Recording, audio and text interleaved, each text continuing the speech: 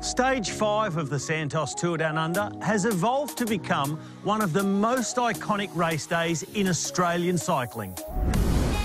The stage starts with 3 laps through the McLaren Vale wine region and passes along Aldinga's white sandy beaches lined with thousands of spectators. It's inspiring for the riders and gives a breakaway another chance to roll the dice and see if they can build a gap big enough to hang on for the win. But this is a stage of 2 parts. The second part begins after 125 kilometres of racing.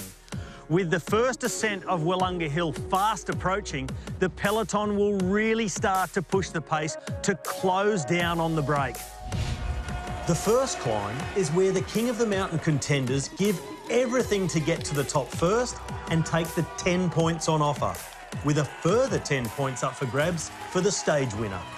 Up to this point, there have only been a maximum of 26 points available over the first 4 stages, so it's a handy haul.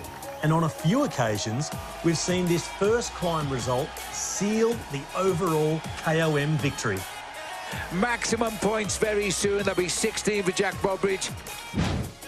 But once the peloton hits the 100km/h descent on the other side of the climb, the race is almost always back together.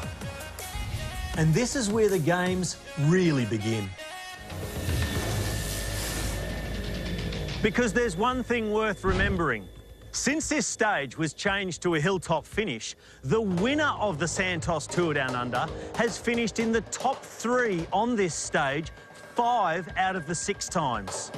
So as the peloton turns left with 8.2 kilometres to go and head towards the last climb, the battle for position for the GC contenders really intensifies as the riders fly through the vineyards one last time. Here, crosswinds can split the peloton, so you need your teammates around you. Otherwise, you can be exposed with no one to shelter you from the wind. That equals energy spent when you need to be saving it for the climb. Nobody can afford to shadow box now. Because you'll need to give everything you have left very, very soon. At the next left turn in the Willunga Township, the riders will have already raced 716 kilometres.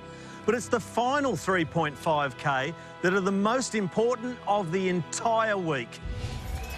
Because it's here the road kicks up, and the last of your teammates will be doing all they can to lead you to the head of the race, expending every ounce of energy they have left until they pop and peel off. Then it's all up to the team leaders. The last 3 kilometres have an average gradient of 7.5% and will be covered in a touch over 6 minutes at an average speed of almost 30 kilometres an hour. He's pulled it off. Richie Porte has won this stage the last 4 times in a row.